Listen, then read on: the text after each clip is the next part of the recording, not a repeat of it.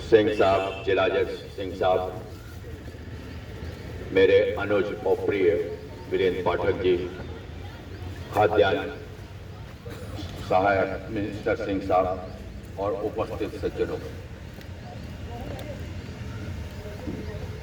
पाठक जी ने जब एक संस्था भारत भाग्य विधाता बनाई और उसमें जो एक स्लोगन दिया, उसका मोटिव, चलो कुछ अच्छा करते हैं, इस मोटिव ने हमको जो इतना इंस्पायर किया, वो एक मोटिव ही था जो कि मुझे इनके साथ क्विक फिक्स की तरीके जोड़े हुए।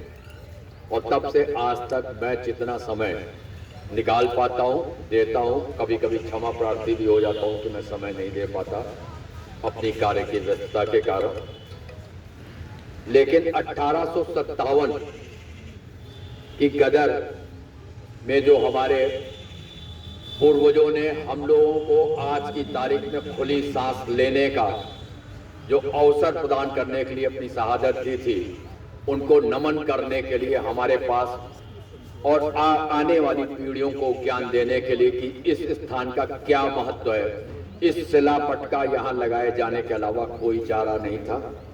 क्योंकि हमारे भारतीय इतिहासकार हों या इलाहाबाद के भी 2-3 बहुत मूर्धन्य इतिहासकार रहे हैं, उसमें ईश्वरी प्रसाद जी वगैरह सब कोई हैं, उन्होंने भी 1857 की क्रांति के बारे में इलाहाबाद का क्या योगदान था, यहाँ के शहीदों का क्या योगदान था, एक शब्द नहीं लिखा।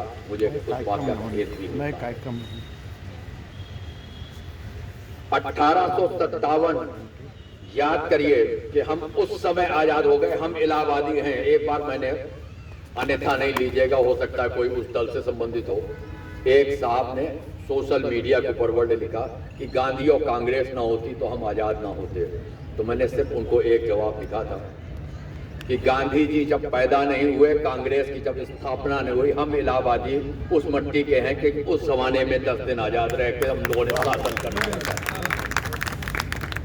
हम इलाहाबादी हैं, हमारा खून अलग है, हम किसी दल या किसी व्यक्ति की छाया। वो बात दूसरी है कि हम उस समय 10 ही दिन रहे, बाद में नेतृत्व अच्छा चला, हमारे पूर्ण आजादी मिली, लेकिन हमने अपनी क्षमता, अपना विश्वास, आत्मविश्वास सन 1857 में दिखा दिया था।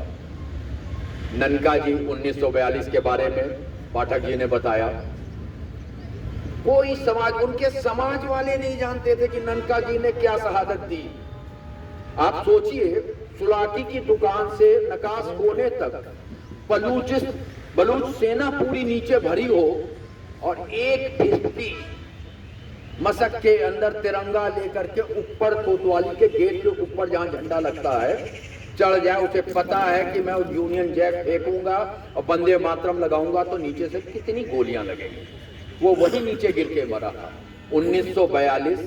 और हम लोगों ने शायद 1921 में या 20 में वहां पत्थर लगवाया, जहां तक ख्याल है। तब वो पत्थर लगा, तब उनके अपने समाज वाले ये जान पाए कि ननका जी हमारे समाज के, आप चलिए कम से कम उनके समाज वाले चाचा, ताऊ, मामा, नाना कह के जोड़ के अपने पुरखे को याद तो कर रहे हैं। इस चीज के लिए मैं पुनः वीरेंद्र भाई को साधुवाद देता हूं कि उन्होंने इस प्रकार की जो शोध करा, निकाला, उसमें हम लोग एक माध्यम जरूर हो सकते हैं, लेकिन आपकी इस प्रकार की जो आपने खोज करी, 1942 में कितने लोग शहीद हुए इलाहाबाद के, नहीं तो अभी तक हम लोग रमेश मालवीय या 2-3 के अलावा किसी का नाम नहीं जानते थे। मतलब स्पष्ट मैं कन्फेस करता हूँ, लेकिन इन्होंने 26 नाम ढूंढे तो कम से कम इतिहासकारों ने तो बताने की जरूरत नहीं समझी। सीएबी कॉलेज के खुद के प्रधानाचार्य को नहीं मालूम कि रमेश मालवीय के अलावा कोई दूसरा छात्र भी यहाँ का था जो 1942 में शहीद हुआ। उसकी भी मूर्ति आप ही ने लगवाई वहां पे, पुरातन छात्र होकर के। हमारे लोगों का सिर्फ एक ये प्रयास है कि हमारी वो पीढ़ी जिन्होंने हमको आजादी की सांस देने के लिए अपना सर्वस्व बलिदान कर दिया, उनको नमन करने का यह कि हम लोग का एक तुच्छ छोटा सा प्रयास है। जय हिंद, जय भारत।